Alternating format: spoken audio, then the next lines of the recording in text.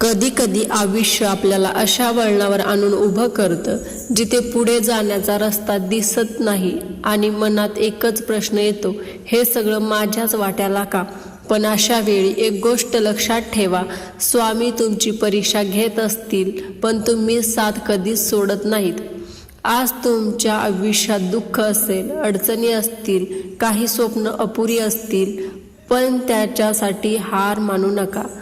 कारण स्वामींच्या दरबारात उशीर होऊ शकतो, पण भक्तांच्या प्रार्थनेला उत्तर नक्की मिळतं. तुम्ही फक्त विश्वास ठेवा, प्रामाणिक प्रयत्न करत राहा आणि मनापासून स्वामी समर्थांचं नाव घ्या.